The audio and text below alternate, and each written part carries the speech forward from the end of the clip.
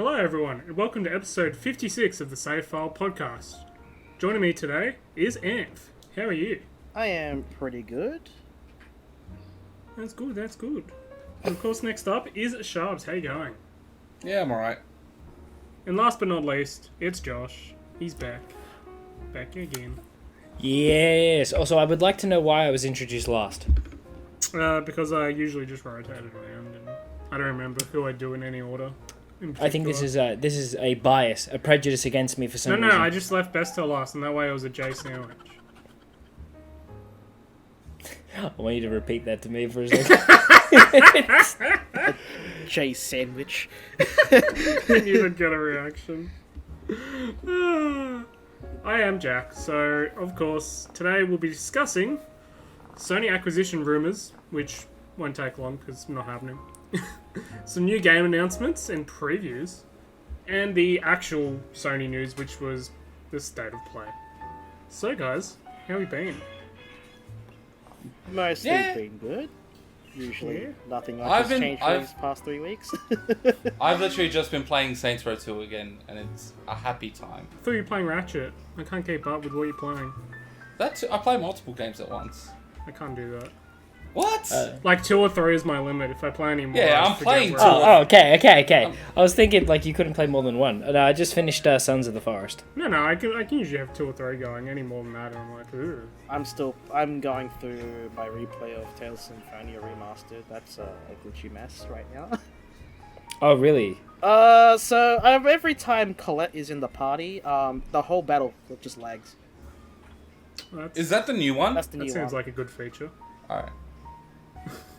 Anf got annoyed with me, Josh, because when him and Chris, who's another mate of ours, were talking, I made reference to a game called Tales of Estonia, and I said that was the new one. Oh my god. Please don't fucking do that. Why? I don't know what the Tales series is about. Is it about anything good? The people who play Tales don't know what it's about. Yeah, every Tales game is different. And I mean like more diverse than Final Fantasy usually is. Like every single entry is basically its own thing. Yeah, Actually, how do you hold them together as a series then if they're that different? Duct tape. Usually. Yeah, duct tape. Duct tape sounds about right. So Final Fantasy changes. It was starting to change every entry now, but Tales seems to they changed the battle system a little bit each time. Like they keep evolving it, but it's like a drastic evolution each time. But it's also the same thing, but it's a drastic evolution. So think like Pokemon doing the same thing every entry, except they're changing shit every time. They do. Except something That is literally Pokemon. What you just You have described described is Pokemon.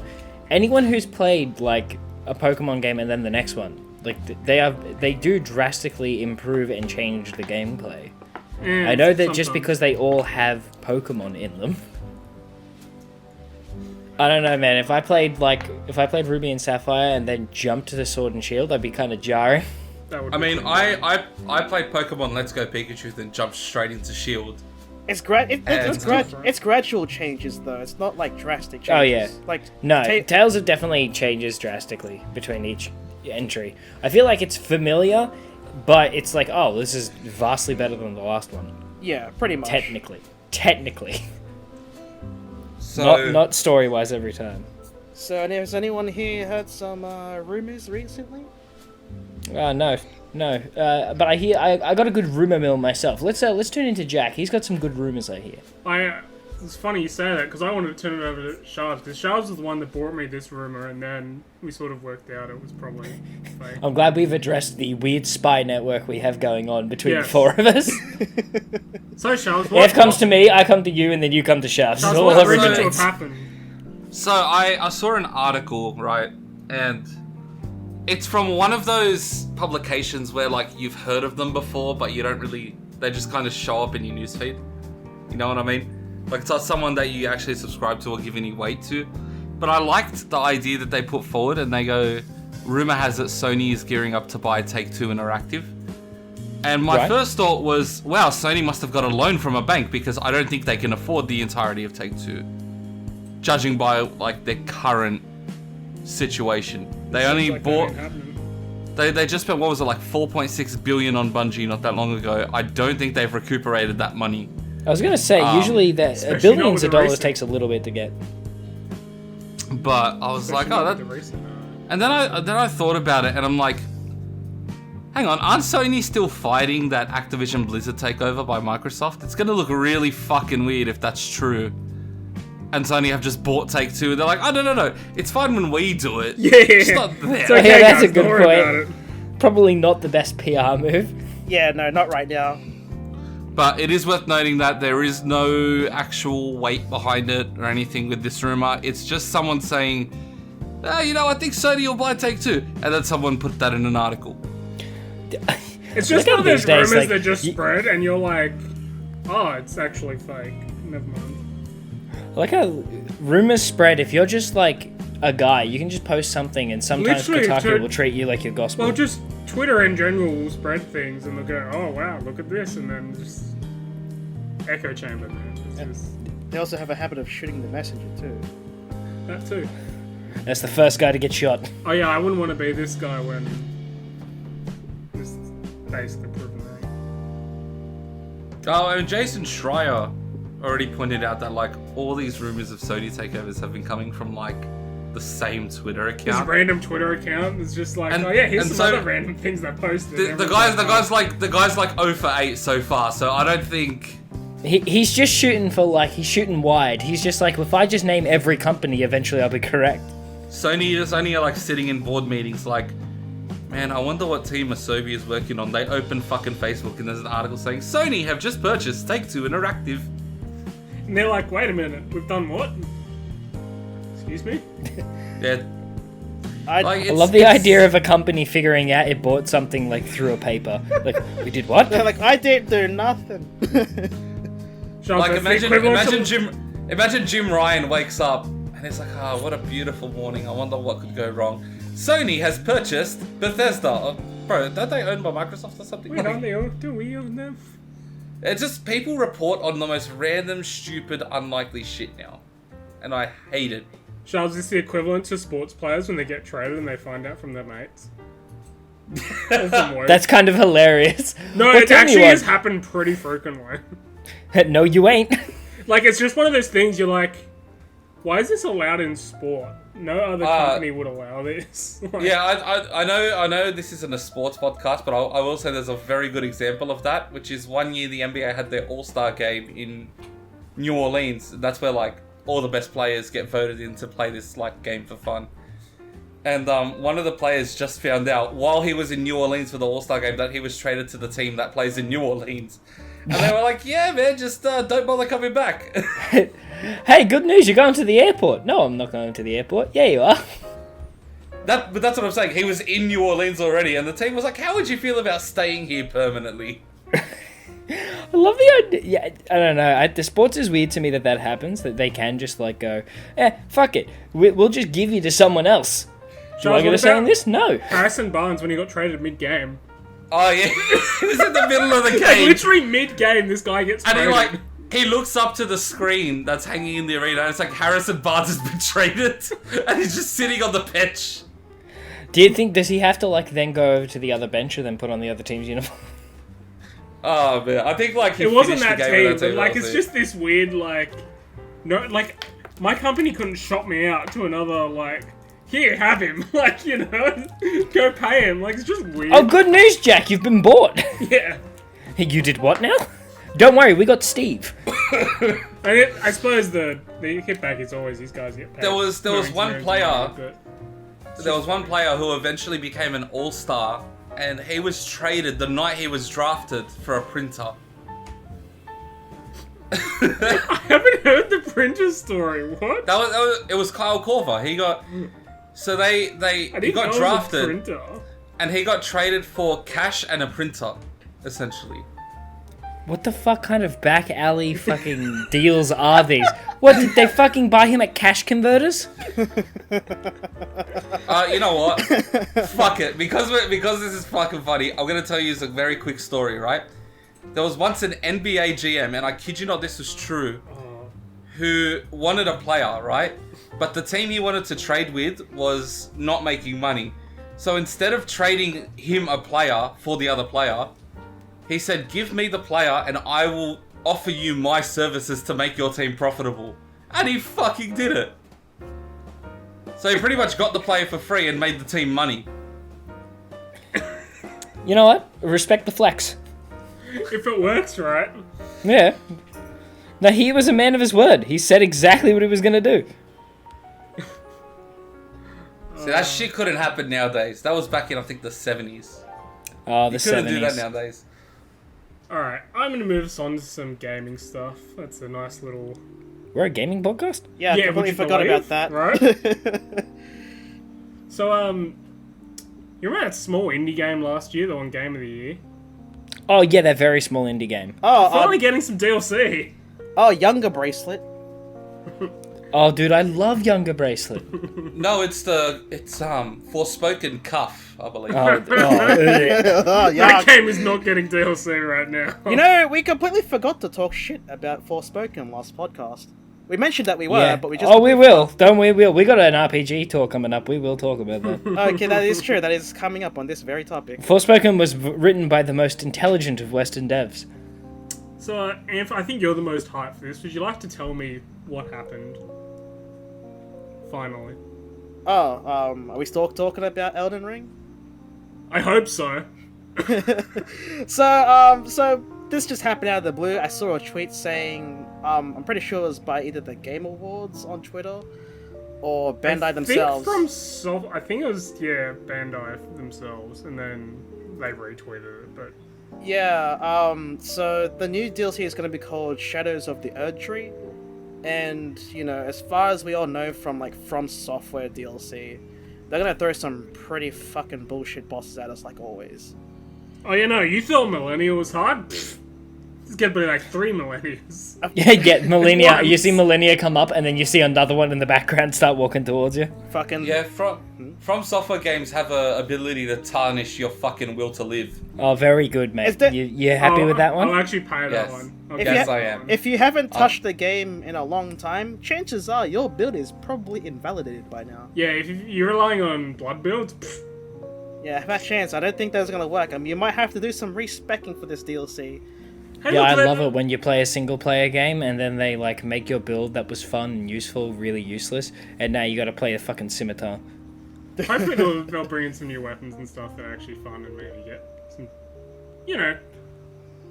I think a lot of people played Arcane or Intellect builds. And... Yeah, I'm pretty sure this new DLC will include a very underutilized weapon in the original game. I think there's going to be some more overpowered katanas. More katanas? More I katanas. don't Yeah. think there are enough of those. That was really not represented in, base Elden Ring. I don't think anybody liked the katanas at all.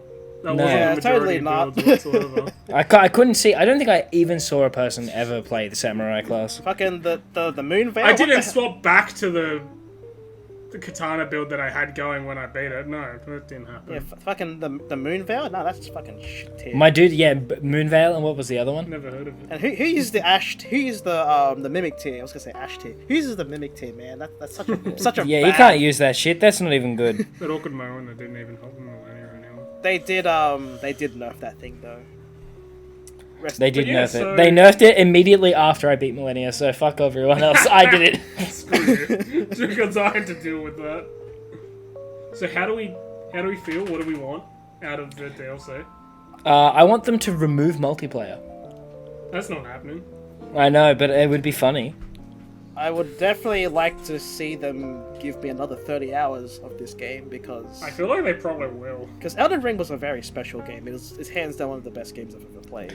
I like how you're just like, give me content. It's like, we're going to give you content, thank God. Yeah, it's literally what I'm saying. Sometimes that's all you want out of a DLC, right? You're just like, I enjoy this game. Give me more. Like, From Software tend to make very good DLC. They didn't say this is just a normal sort of DLC that you'll blast through in 2 hours. No, they said this is an expansion, meaning you're gonna be here for a while. So, Which I appreciate. if you want to be fighting, what was the name of that thing again from Bloodborne, Orphan of Kos? You might be fighting something like that this time. I hope that every quest in the new DLC is just as archaic to figure out as in the base game. Oh god. I want NPCs to tell me where they're going and then go somewhere else completely. I feel like they sort of do that. They did do that. They did that with Blythe at one point. He was like, dude, I'll meet you here. And he's just fucking gone. And I read a walkthrough and it's like, oh, he's trapped in an Evernull. How was I supposed to know that? I feel like more so than almost any other game, I feel like From Software games are just like, yeah, you're probably gonna want a guide on the side. Like you couldn't, you could avoid using one, but good luck. If you want to know anything of what's happening, or you don't want to miss important story thing, I'd probably have a guide up. I just hope that by the time You get to the end, the fuck's an Elden Lord. I just hope that by the time don't this know. DLC like rolls out, I just hope that From Software hasn't found my farming spot. Well, they definitely will, my boy. I hope they don't, because I need that to, blast through the DLC kind of illegally. In fairness, they'll probably make a new farming sport. Probably. I mean, they always Probably do. by accident. By accident, but people will find it. So, Josh, we've got ourselves a new Budokai Tenkaichi game. If you pronounce it like that again, I will remove your tongue. So we got a new Dragon Ball Z Budokai Tenkaichi game coming Oh, out. yeah, boy! Sharp, you and I can just take a smoke break for this one. Yeah, light up, Dude, boys. What I makes ho- you think I'm not excited for this, Jack? 'Cause, you know. I hope they let me play Yamcha. I'm just saying. Nah, I'm kidding. I'm not excited for this. This is all. What the Anf- fuck? No, this is where you guys go on, and Sheldon and I just like. I reckon you two would actually Yeah. probably like Budokai No, Tenkaichi. I've played them before. I enjoy them, but because I'm not deeply into Dragon Ball Z, I just treat it as like a regular fighting game to me. Ah, man. If you ever come to my house, there's going to be like a lot of reading material.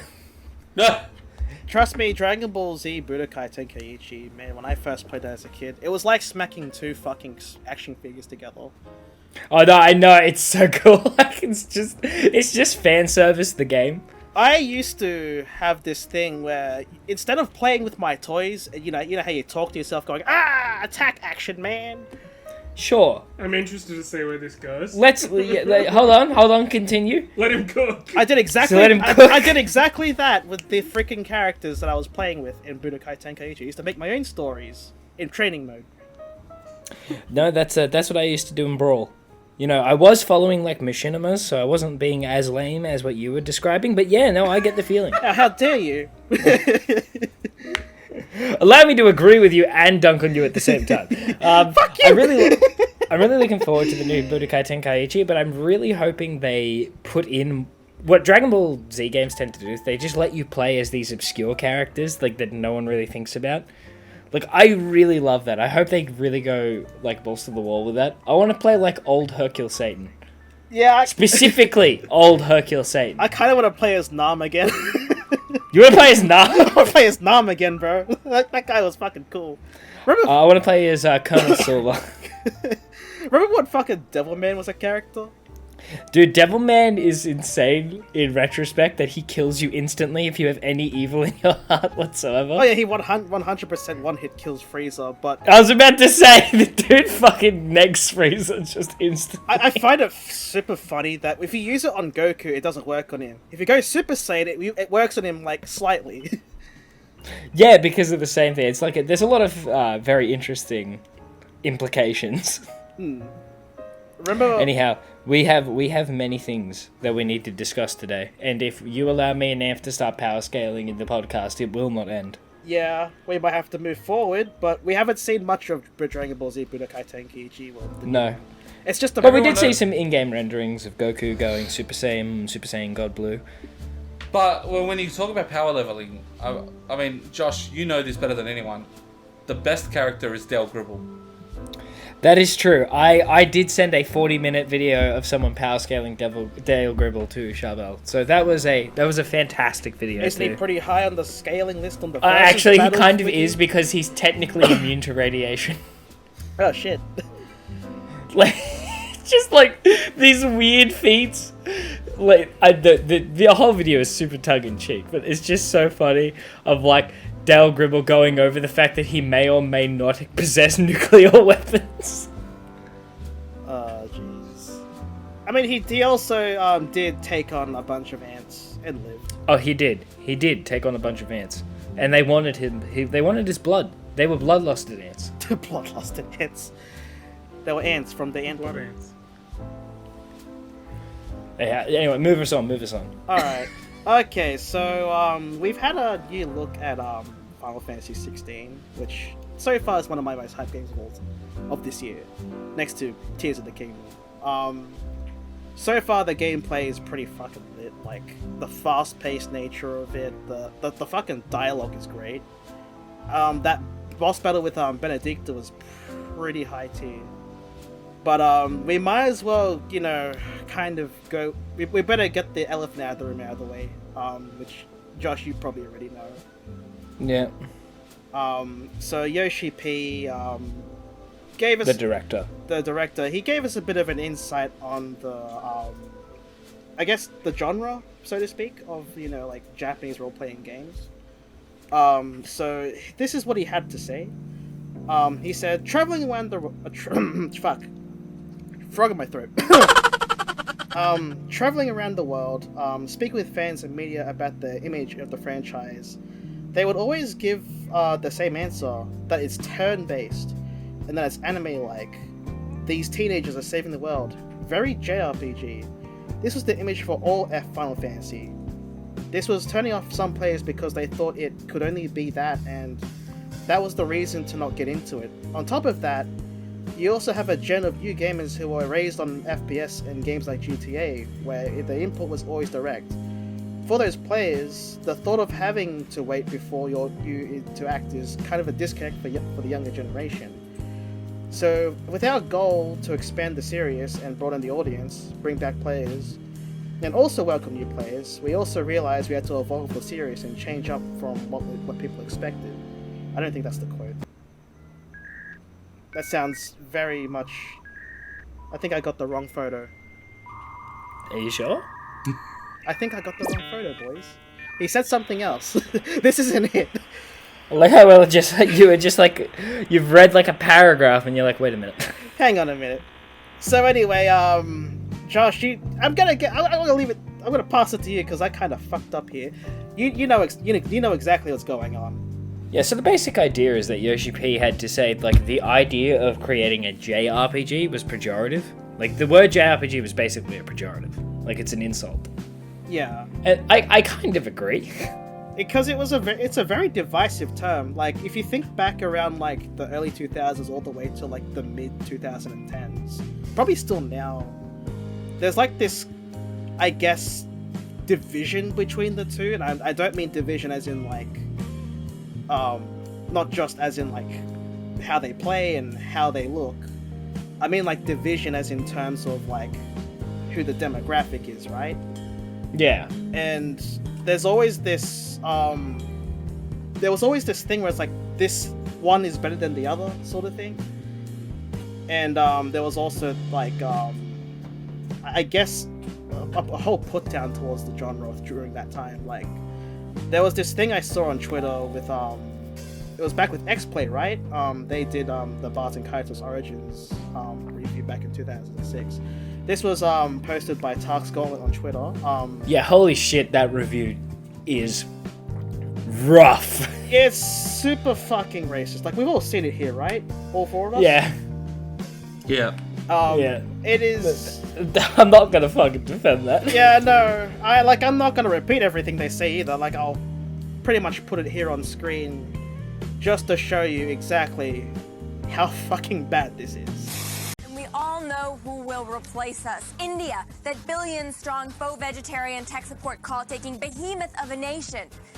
Or the Chinese. But certainly not Japan, because while they may be technologically advanced and financially powerful, they're already in decline. You want proof? Here's Baten Kaitos Origins.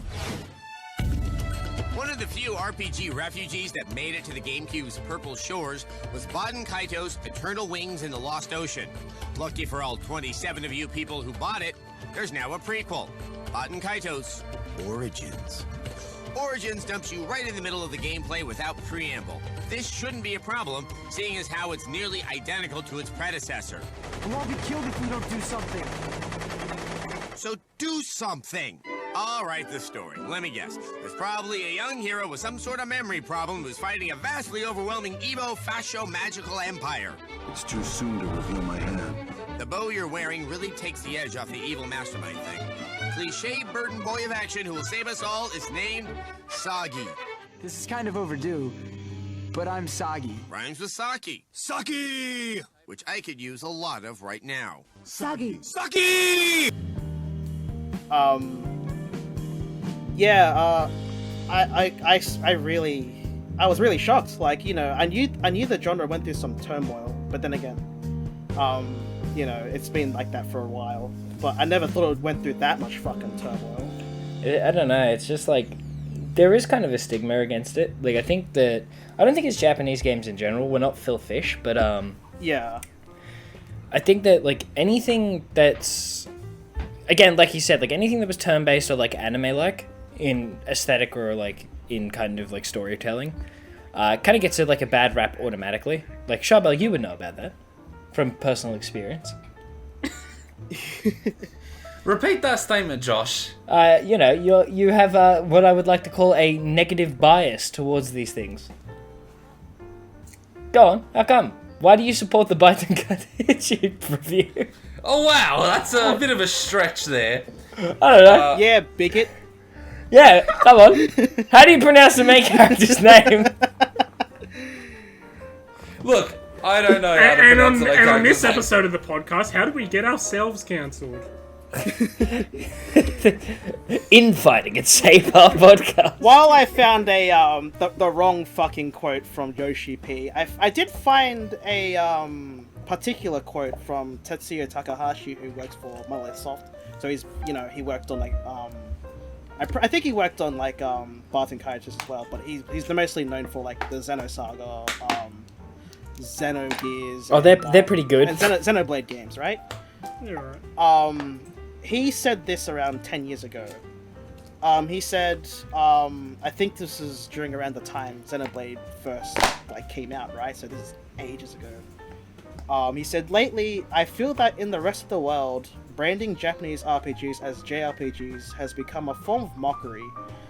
It is certainly true that there are many games that, as the critics say, have given up on trying to evolve. On the other hand, it's also true that there are a lot of Japanese-made RPGs that, like Japanese cars and Japanese electronics, have had tremendous care put into their development in aspects that their user interfaces, their control schemes, and those aspects are something that Japanese people can take pride in. I see Xenoblade Chronicles as the touchstone that will lead Monolith Soft to being able to exploit those strengths, while also embracing worldwide trends. The look and feel of the game may differ from Western RPGs, but there are many aspects similar to it that will feel familiar. I would also be honored if you give it a try, and you have a glimpse of my vision and the future of Japanese RPGs. And so he did. Xenoblade Chronicles happened to... very popular. Very popular, and very good reason too, because it really did evolve the genre forward. Anf's read that like a verse from the Bible. He did. You did read it like you were doing a sermon. I was waiting for the amen, I'm saying. And so he speaking did. of- Hey, man. Speaking of WRPGs, how does everyone feel about Forspoken? Look, I think a game. it was That is technically correct. It was close. It was a close second game of the year to Elden Ring. Oh yeah, definitely. It came out this year though.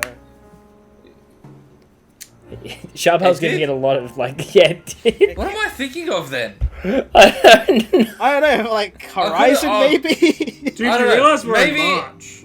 Yo, I never even fucking bothered with Forspoken. I'm literally like, I think I just blocked it out at that point. Like, it trust came me, I out- think a lot of people wish they had. In It fairness. came out. Everyone shat on it, and then we just moved on. Yeah, we did. We went, wow, Like, this is bad. It was so negatively received. People didn't even spend that much time shitting on it. Excuse me, Charbel, do you remember the trailer that came out for it that had the fantastic dialogue? And then the Yeah. mock trailers that came out trying to repeat it with other games?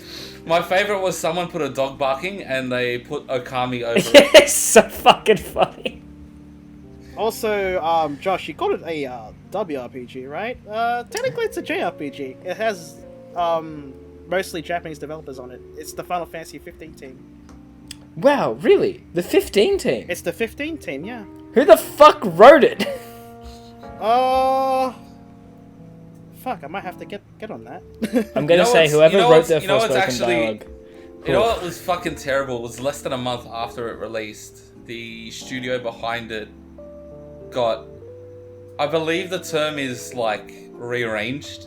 Yes. They just pulled them right the fuck back. They're like, you're not working on your own shit anymore.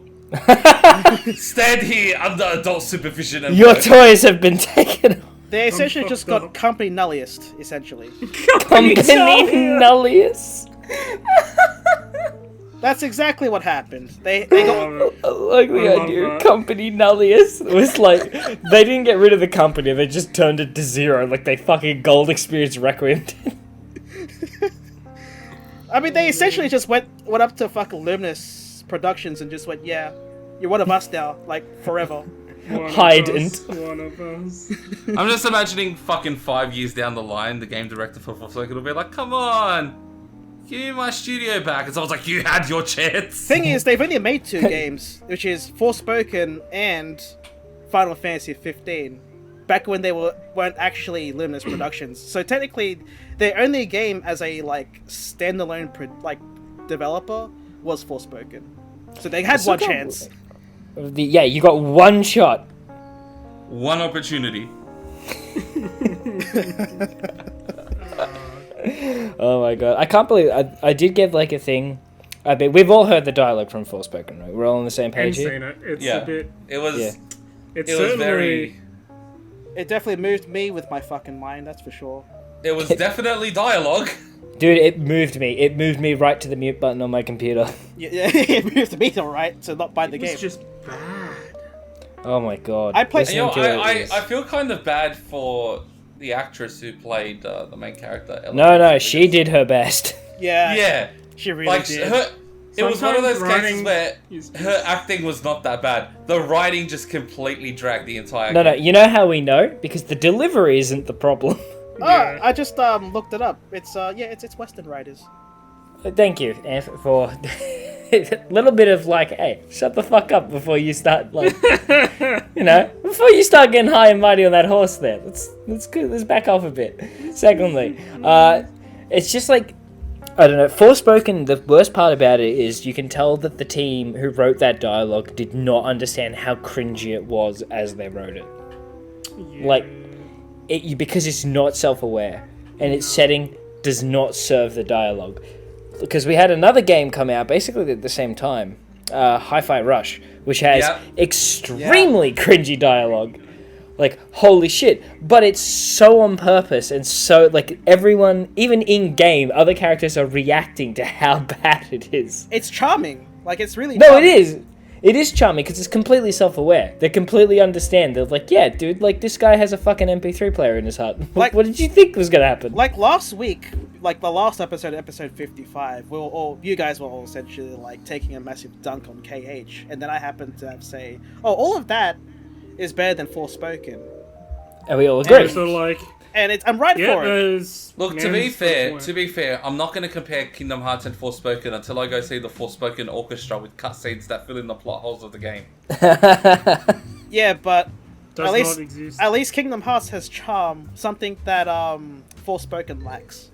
Yeah, no, it does. That is the main point. Of Forspoken lacks charm, and it doesn't help the fact that they kept going, play any way you want in this fully open world, unless you go like 15 meters away from the goal, and then we'll tell you to get the back on the road. I'm gonna, when I become Prime Minister of Australia, Here we right? go. Oh, yeah, when, not if. Not if, when. I'm gonna make it illegal for games to market themselves as play any way you want when there's only 2 distinct versions, which is stealth and loud. I love Stealth and Loud. Can we I think love of it. a single game where you can games play will how give you you the want? most, like, it's such an easy choice to make now. Like, you look at a game like Far Cry, they're like, approach the situation in any way you want. And I'm like, bro, all you've let me do is either carry a silenced weapon or just bang through the front door. Like, it's not any way I want. Well, usually it's like, okay, I'm going to attempt stealth until they spot me, and then I'm going to pull out the RPG in my back pocket. Look, I liked Far Cry 6. I hated they took away human companions, but one of the coolest things was one of the, like, all the special weapons. One that I carried with me throughout the entire game once I unlocked it was, I think it was called La Suppressor. and it was a sniper rifle that you can pretty much get to fire a stick of dynamite. So I used to just shoot. Yeah. No, go on. I used to just shoot helicopters with it. I'd see a helicopter. Oh no! Let me pull out my sniper rifle. That causes a bomb to explode. Bang. I do enjoy any stealth game that like just goes, fuck it, peace was never an option. Metal Gear does that pretty well. It's like, this is definitely a stealth game. We're going to reward stealthy gameplay the most. But if you get caught, they're going to wish they ignored you. I think Metal Gear Solid 5 actually does represent take it on any way you want pretty well. Oh no, Metal Gear Solid 5 does it very well. It does. You really can approach that pretty much any direction with any method that you want. The game does incentivize certain playstyles, but it doesn't like go, well, don't do this. Yeah. Don't stealth it entirely, or don't like go guns blazing entirely. No. You can actually stealth and go guns blazing. That's what I do. Anf stealths until like the second guy, and then he's like, fuck it. No, as soon as I'm seen, every time I'm seen, I'm like, I try to go super sneaky, right? And then I tried to prevent this. And then some guy goes, oh. He's here, and I'm like, oh, fuck. So I have to pull out my fucking AK and like go guns blazing. No. You do not know stealth until the first guy or second guy until you've played Payday 2. That is absolutely That's true. Also true. I played Payday 2 once, and we were like, alright guys, this is our plan. And then one guy runs through the front door and starts screaming. So like, that's about the Payday 2 experience. I think. No, but you know what's funny about Payday is that you can't actually shoot someone until you put the mask on. So when I first got Payday, I was like, alright, I'm going to be stealthy about this. I'm going to try to go about it stealthily. And I'll walk, and I'll be like 1 inch past where I should be. And then 3 security guards will be like, hey, who is this suspicious guy carrying an AK? I'm like, alright, fuck it. No. I like the idea that you have a full auto machine gun, you walk into a bank, and they're like, you look suspicious. And you're like, why? Huh? Is it because of the fucking mask? Is it because of the gun? Wait, you become a clown? Suspicious too. Yeah, look, you point to a police officer. Why you got that gun? Could you imagine the guards going, oh, walks away, must be the wind.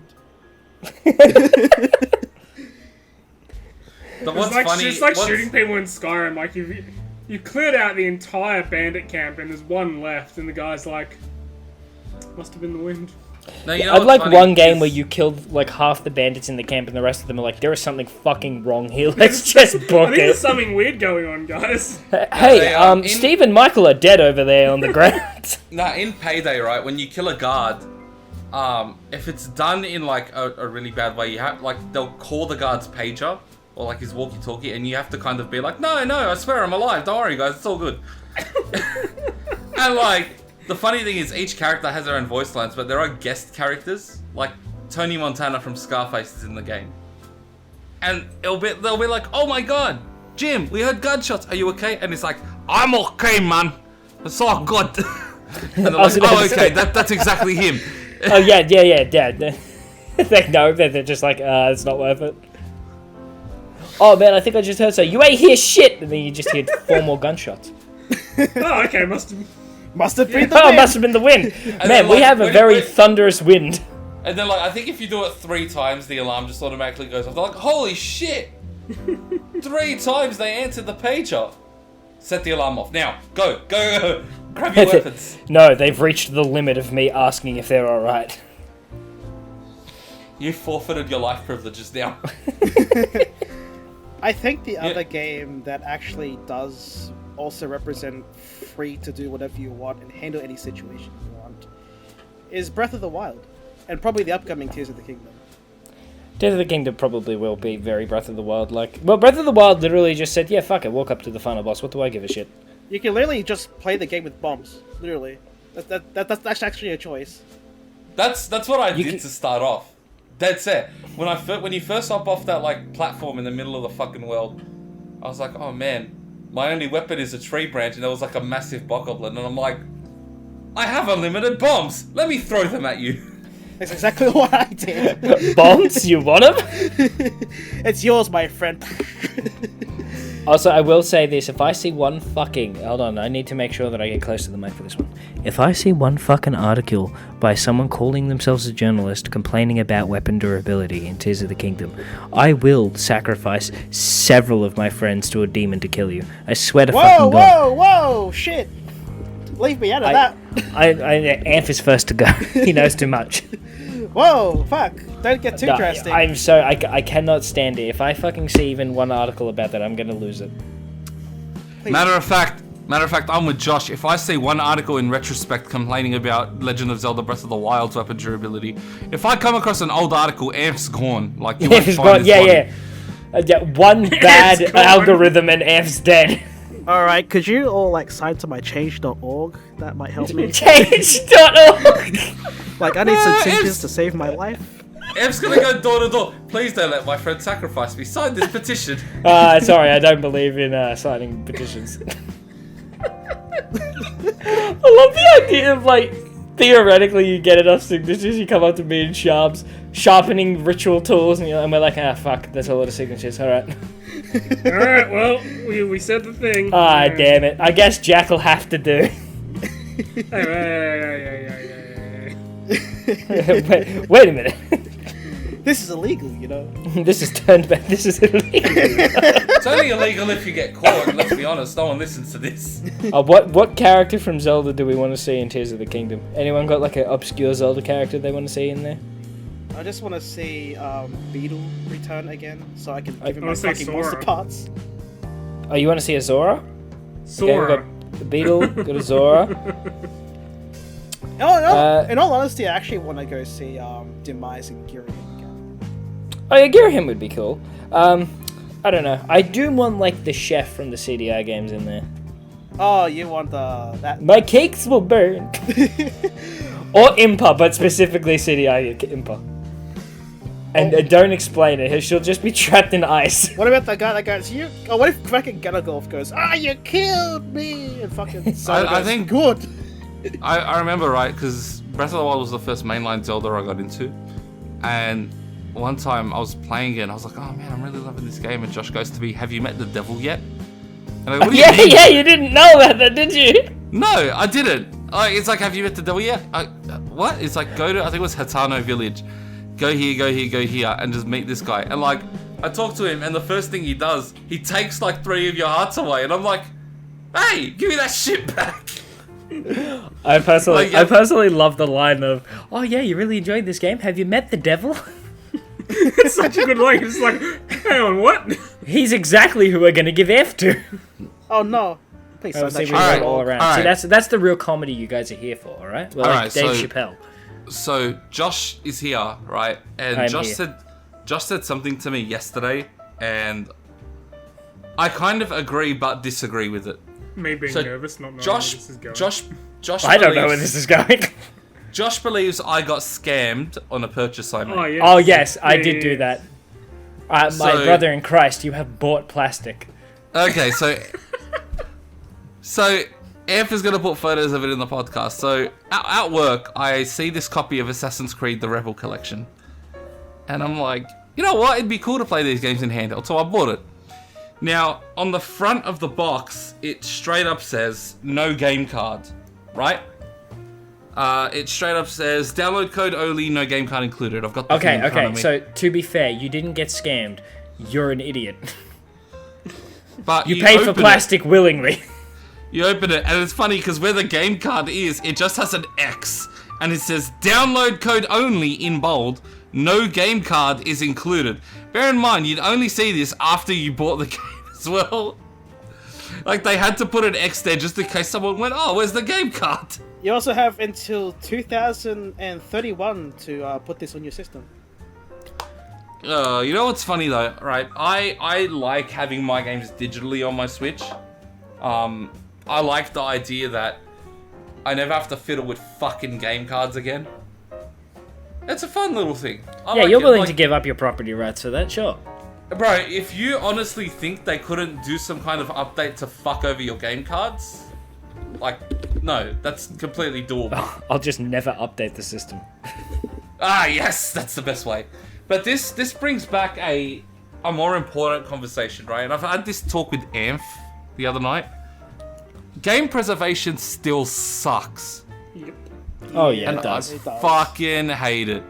It's like, let me ask you guys something, right? What's the best way to play a game? Emulator. No, on its native hardware. Oh, right? I was going to say, please bleep that out. Yeah, on the native hardware. Sure, that was the answer that I said. We've never used. F, could you we've edit never it used so I emulators. said that? No, None of us I have ever will. used emulators, especially Nintendo emulators. Yes, no, we've never done that. I don't even know what a dolphin is. Yeah, Never seen one. but like I said this word for word. This is what I said to Anf. I go, it's pretty fucked up that if I want to listen to like a Frank Sinatra song, I don't have to get hardware from the time when he was alive pumping out music. You know what I mean? Yeah. You could go on YouTube, you can go on whatever music streaming service you use, and you could just type in Frank Sinatra music, and you've got an entire library in front of you. Games, on the other hand, don't have that. Like, the only platform where you can still play old games easily is PC. And even that's then, dubious means. even then, it's hard. Like there are You still can't play Fallout 3 on a PC properly without editing the files. Oh no, they updated that. they fixed it. Yeah, They actually fixed that. yeah, you can Yeah. do Aw, that. Yeah. Look at But that, like, surprise. but my issue with like simply saying PC is the solution is A, not all games are on PC, which means you'll have to emulate certain games, and emulation can be a bit of a bitch if you don't know what you're doing. Yes, if your name is Charbel, then emulation can be quite difficult. Shut your mouth, Josh. But more importantly, the best way to play games is on native hardware. And it sucks that for PS2 games, I've got to now find a working PS2. Because that's just the best way to play it. Otherwise, you have to do emulation, and it's a fucking pain in the ass. I hate it. Same thing with movies. If I want to watch The Godfather or Goodfellas, I can put it on Netflix or whatever, whatever streaming service like has them. I would argue they're not But- good either. But if That's I wake up tomorrow and say I want to play Luigi's Mansion, which I do want to play Luigi's Mansion, it's on the fucking GameCube. I don't own a GameCube, so now You're on the I gotta get a GameCube, get a disc that works, get a controller that works, and hook it up to a modern TV. Like, that's a lot of work to play one fucking game. I actually pitched an idea to Anf, and I said, imagine how groundbreaking this would be, right? You know how Nintendo, Sony, and Microsoft ask you to pay for their online? Yeah. Imagine if one of the perks of that was your digital library could travel with you no matter what console you got in the future. If you buy a PS5 game digitally, you can play that on a PS7. See, that was actually one of the things that I really liked about the PlayStation 5, was the fact that when I turned it on, my PlayStation 4 games were fucking on there. Yeah. Yeah. Everything that I bought was fucking on there. I was so paranoid about a PS5. I feel like 'cause I was most of the "Oh." games I finished first on my PS5 were PS4 games that were just better on PS5. Yeah, no, exactly. No, the same thing. Like, I think the first game I finished on the PS5 was Yakuza Like a Dragon. A game that I had on the PS4, and I was just like, well, now that I got a PS5, it's prettier. I played like some how- games that were on PS4 as well, but they were like much more enhanced on PS5. Like they were sort of like, look, we're giving this to you on PS4, but really you want to play on PS5. But like, I'm going to use Nintendo as an example because A, they're the oldest company out of the big three, and B, their paid for online system is the shittest. Let's be clear about it. Yeah. Like if Nintendo said, all right, from now on, whatever games you buy on the Switch, you can keep with you on future Nintendo consoles. Firstly, more people, I guarantee you more people would pay for Nintendo Online if you added a feature like that. Yeah. But more importantly, imagine you only have to buy the games one more fucking time instead of waiting on remakes or remasters or keeping 16 fucking Nintendo systems in your house. Like, Or having boxes of cartridges. like imagine if tomorrow Yeah. you could wake up, buy a GameCube exclusive game, and play it, and never have to worry about it again. Like, you get a future Nintendo console, guess what? That game's coming with you. I feel like this is a very monkey paw sort of situation. It sounds really good, but how will they execute it? Oh, that's what I'm saying. I don't think it'll be executed because it would obviously be way better financially if they just re-released the game. But Yeah. in Also, terms of, you know what? but It pisses me off that the Switch has emulators in it. Like, it upsets me deeply as anyone who's, like, into game preservation in old games. The fact that all their online library of old consoles are just emulators, and they figured it out because someone just fucking uploaded a ROM onto their console and played it with the built emulator. Yeah. Yeah, and the fact that like what bothers me, I think I've said this way before, is with the 3DS and Wii U and all that, you could pretty much like just buy the game and you essentially own it. And, Yeah, you can't do that with the Switch's classic games. And PlayStation right now has figured out that no, you can do it that way. You can actually have a PlayStation Plus subscription, play the game, or you could just buy the game for like $14 I was literally going to buy Earthbound the day that they announced it for the Switch, and I saw that it was on the fucking subscription service, and I still haven't played it. Yeah, I don't blame you. I wouldn't. Because I was just like, oh, well, I'll just emulate it in comfort then. Also, I hate the fact now that every single service has tiers as well. Oh, I'm so sick of that shit. If Yeah. I see Like- one more goddamn like- tiered service. And the worst thing is now, you need a fucking table to figure out what fucking values you the most. Like me, for example, I have the highest tier of PS Plus strictly for Ape Escape and Siphon Filter and a couple of older games. But the library for classic games, I mean PS1 and 2 games, I should say, is not the greatest. It's still developing. And because of that, a lot of people won't see value in it. But the fact that people don't, like, it's hard to fucking gauge now. You can't just be like, oh, buy PS Plus. No, you have to fucking get fucking the right PSN Plus or the right Nintendo Switch Online tier for you. There's one of the things I'll say about Game Pass, that while I don't have it, I know it from distance, and it's like, it's relatively simple. It is. Buy Game simple Pass. for the Buy Game Pass Ultimate, you get games with gold. You get Xbox Live Gold as well. Yeah. like. How about- Although I I do remember- remember. Pay for your fucking service. I remember, And then you Sharp, give me there the was thing. one of the first, I can't remember if it was Origins or Odyssey for Assassin's Creed, and there were like, it was a table of the expansions, because there were that many different expansions, and you were like, what? Why do I need, can we just keep it simple? No, you know what it was? I think I remember what it was. It wasn't expansions, it was editions of the game. Yes, that's what Oh, yes, that was fucked. Yeah. Like, I remember Ubisoft used to put out like 8-9 editions I of have a Assassin's feeling it was the Creed games. Odyssey one, because I feel like it was like Minotaur edition, and like, it was going through all the Greek mythological creatures or something. But you know what burns me the most? When devs put out like, if you put out more than 4 editions of a game, go fuck yourself. That's the first thing. But if you put out multiple editions of a game, but there's not one that has all the content, go fuck yourself. I just hate how there's like I feel like there shouldn't be really more than one. But I will deal with standard deluxe. That's it. Anything else just feels like just Yeah. like, you just make it complicated. You just make it dumb. Like Nah, for me, give me all you the do stuff. you do standard, which comes with like just the game itself. You get deluxe, that comes with all the fucking digital content in the game. So I don't know if you want to put a season pass in there or some extra missions, whatever it might be. You have like a collector's, that's like a physical edition that comes with a figurine or a statue or some random shit. To me, that's where I would end it. Okay, I'm okay with that. 'cause That's it. I feel like collectors, okay, if they want to go do that, that's cool. It's not how I spend my money, but cool. Yeah. But like, that should be like baseline.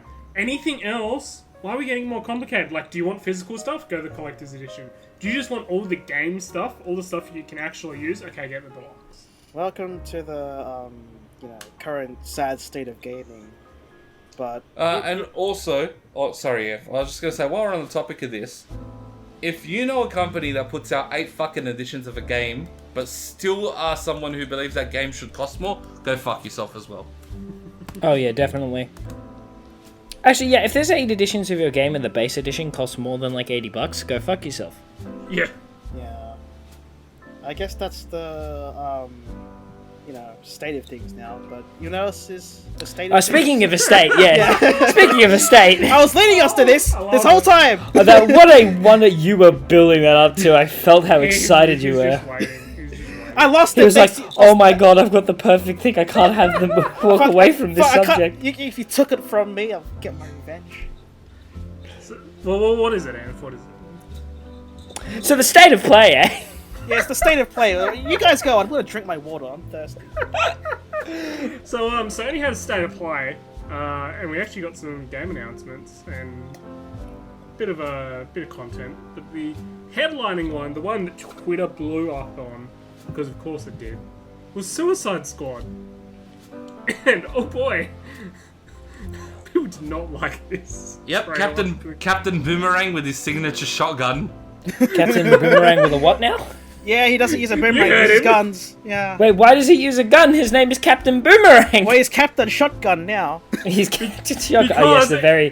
Because it's a shooter, and for some reason we need everyone to use a gun. Hold on, wait a minute. Hold on. Do they not realize that a boomerang is a ranged weapon?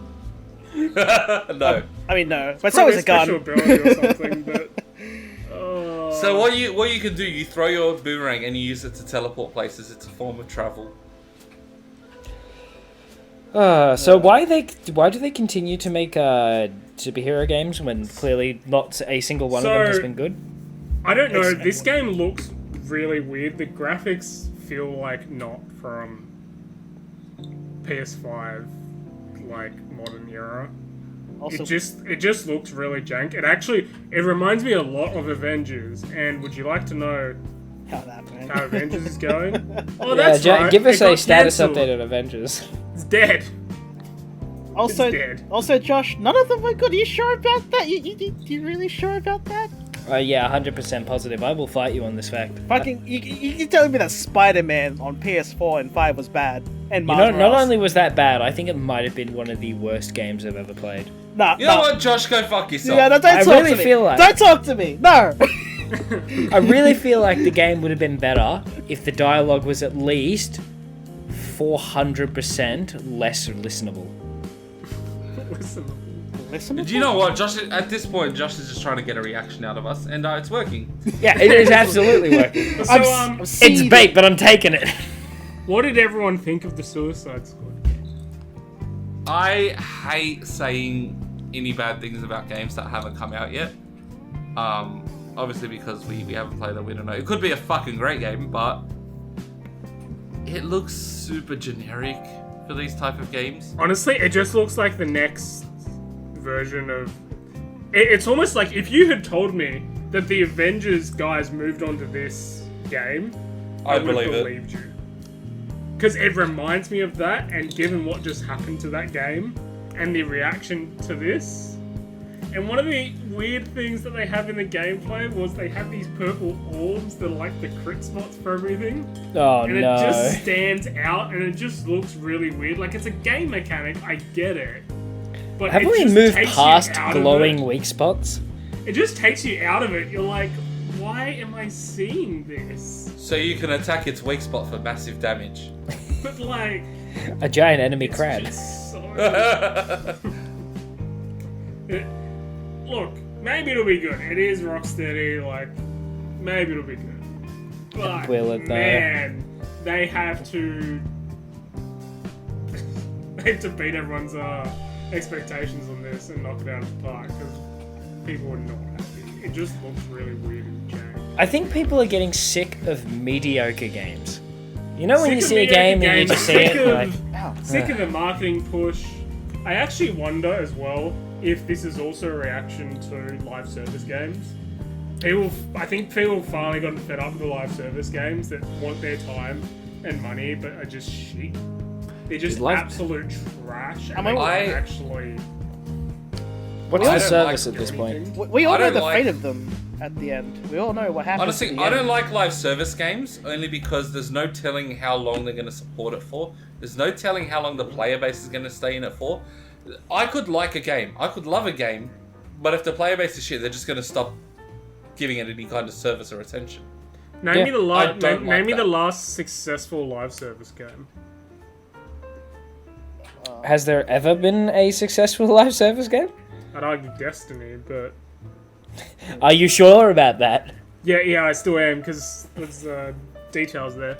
But, like, they just aren't...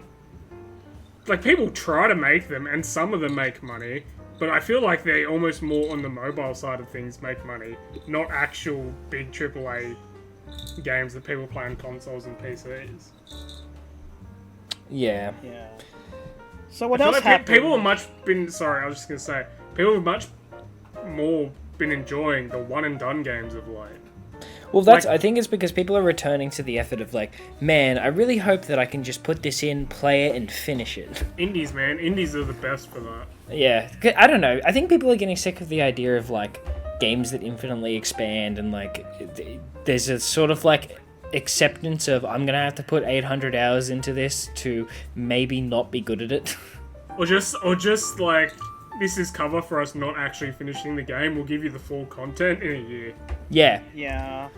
And I'm that's one sorry. of the things that's really jank. I hated that we live in a... I know, I hate to say it, but I really don't like that we live in a world where, like, a game could release its multiplayer before its single-player campaign. Like... Cough, cough, Overwatch. Cough, cough, Halo. Like, really?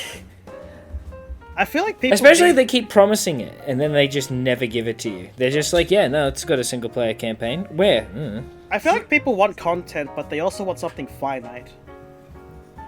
No, they just want something that, like, it's... Imagine you picked up a book and it never fucking want something finished. Would you good. put it down eventually? Would it ever be your favourite book? Would you ever revisit it? I mean, I think Josh's... This is where I could start my Destiny rant because it feels like that. But, Alright. No. We have some other. There were some other things that started to play first. Yeah, go on.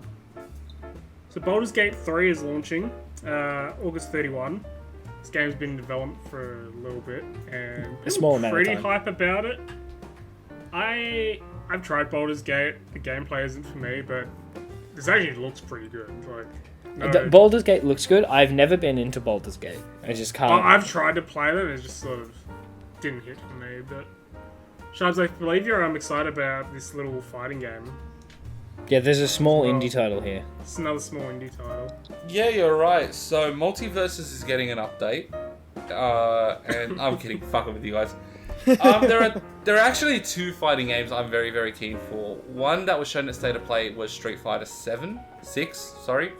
I'm very keen for Street Fighter. I don't even play the Street Fighter games, but this one looks just fucking cool. I feel like I ever since Smash Bros. Ultimate, you're just into the fighting games more than you were. Like, I feel like you were Tekken, but now you're like all the fighting games. I like the fact that the one where Ken is a fucking divorcee is gonna be the one that you get into. I mean, look at freaking Cammy has everyone like frothing right now, which is unsurprising. What doesn't Cammy usually do that? Like, I mean, what's the update here? I mean, that's expected. That's what I'm saying. Like, she's doing as she's expected to do. And the She's other game on that I'm brand. very- That's all you've said. The other fighting game I'm very, very keen for is Tekken, which got a couple of new trailers, I think, since we last talked about it. Yeah, it has, I'm very actually. keen for it. So I'm am very, I. very keen for it. And I'm one of the few that actually likes the fact Paul looks like his Tekken 4 version. Not many people are happy about that. I didn't get But why Tek- it's an issue. Like when I got into Tekken through Tekken 7, every time it was like I would always play with Charbs, and that just kind of like reinvigorated a bit more of my competitive spirit that I lacked for a while. And I can't wait for Tekken 8 for that reason. I can't wait Oh, to Tekken's I still can't wait to beat Shabs' ass again. Hey, here we go. Hey, there we go. Fight You know what? I wish Literally. there was a way for me to show what my fucking record against F is. Yeah, it's probably lost by now.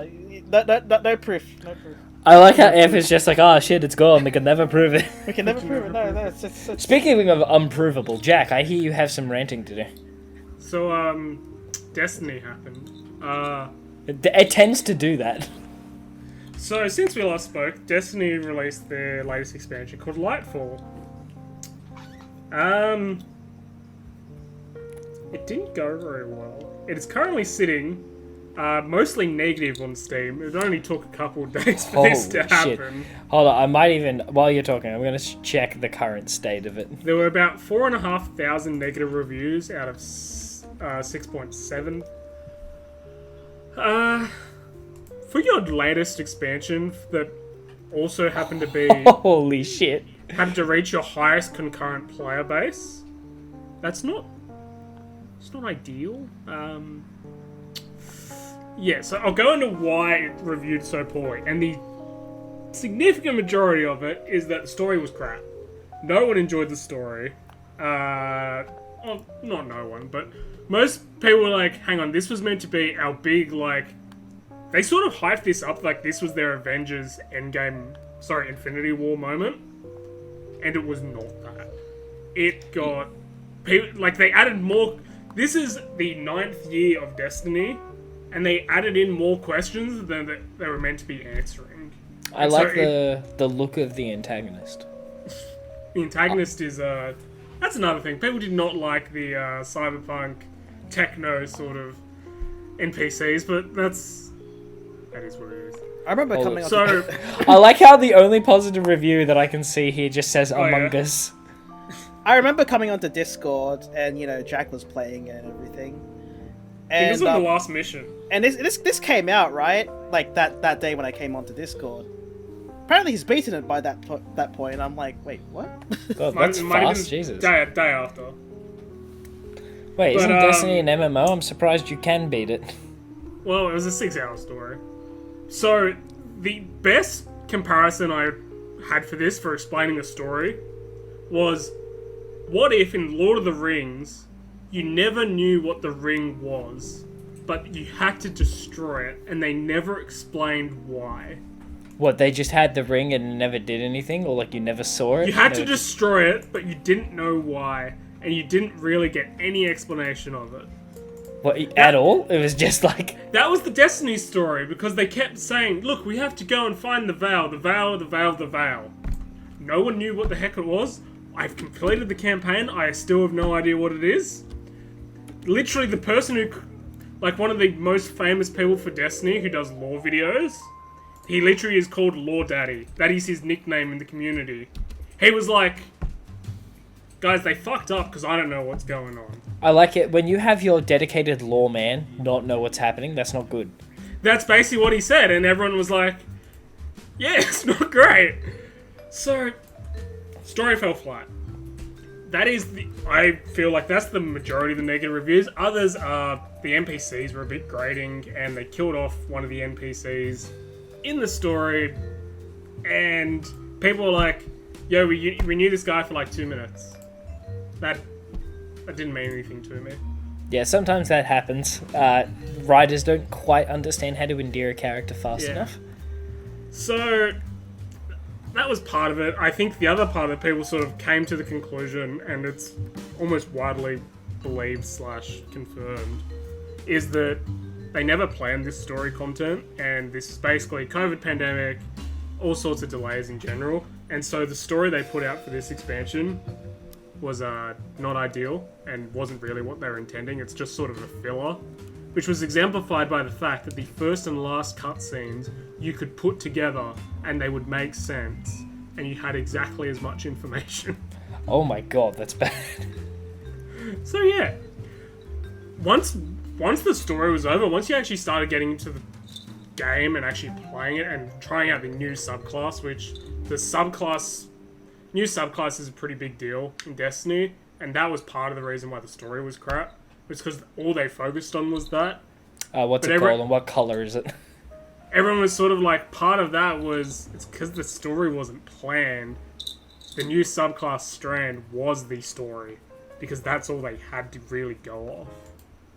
But it's actually been a lot of fun now. All the content post-campaign has been a lot of fun. There's actually... The team...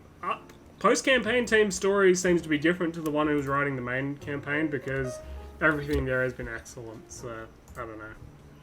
It's a bit weird. That's my Destiny rant. That's basically where it's at. Its reviews are no bueno. Look, I'm actually enjoying it. Past the campaign, it's fine. It's actually really great, and a lot of people are enjoying it now. It was literally just first impressions. What did you do to the story? Yeah, so 2/3 of the community is saying that this is bad. Yeah.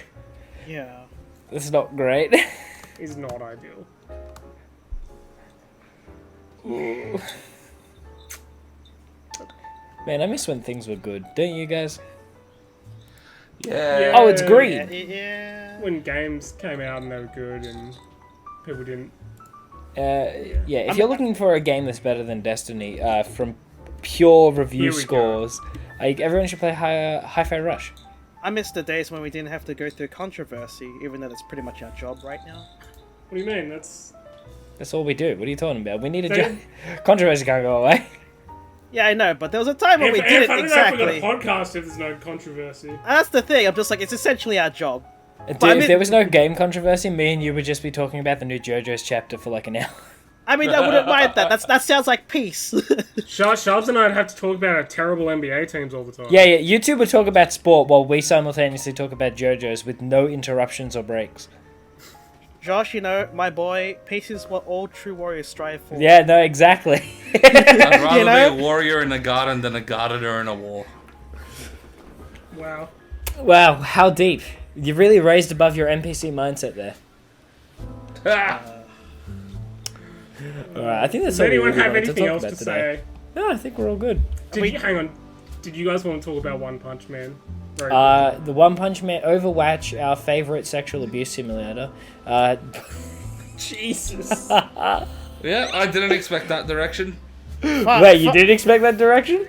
Didn't, but okay, go off, man. Okay, you're like, we'll let you keep going, but Jesus Christ. Hey, I'm just saying, everyone who plays Overwatch willingly is contributing to a hostile workplace. So, how uncomfortable is everyone feeling at the moment? So, for reference for everyone, Overwatch has One Punch Man skins, and that's basically the story. Yep. Good They job chose stopping the Josh they chose- before he causes any more damage. Yeah, I was like, hey, you guys are like, let's let's just call it. This has been the Safe File Podcast. This might be our last episode. Well, at least they did that before Fortnite, I guess. Fortnite has literally everything. Yeah, Fortnite confuses me because I literally found out about Fortnite from Charbel when he described it as, yes, there's this small indie game, and I'm not fucking joking. There's this small indie game, and it's like an arena shooter, and like you can play with like 100 people at once. Like it's really, really cool. You can play as Goku and Naruto. And now it's got Goku and Naruto, and you can fight All Might with the Kamehameha. To be fair, Josh is wrong about a couple things. One, I never called it a small indie game. You totally did too. No, I fucking didn't. You so did. Back when Epic Games was small. Secondly, I played Fortnite like before they cancelled Paragon. That's how far back I was playing Fortnite. Yeah, you were playing Fortnite very early on, which means I knew about Fortnite very early on, and I didn't adopt it in time to be confused. Now Fortnite just scares me. I just see Vegeta with an AK, like, I get really upset. It has the fucking My Hero Academia cast in it now, which is... Okay. It's very strange. You see Midoriya with the fucking Kamehameha. Walter White, I think, is in it. I'm pretty sure. Am I wrong? Sanchez. Yeah, Rick Sanchez is in there. Fucking Thanos Kratos is in there from God of War. I'm pretty sure Hinata's in there. The Fortnite now does not represent what Fortnite was originally, but you can't knock them for making it work because they are banking. No. Let them cook. Let them cook. It looks fan-made. It looks like a mod community came together and made a shooter. But that sort of works for them, right? Oh, it does. It looks like a Skyrim mod pack. Like that's what every Fortnite game looks like to me. There's something surreal about seeing someone like Vegeta. Like not Vegeta. Someone like Sasuke doing the fucking default dance. Yeah, there is something like there's almost something like Uncanny Valley about it. It's like, I don't know why. I was about to say Vegeta, but he's done something like that before. Oh yeah, he did. He had to entertain bears. Yeah. Should we wrap it up there? I think it's about time to sign off. Alright, this has been Safe File Podcast. Signing off, everyone. Signing off.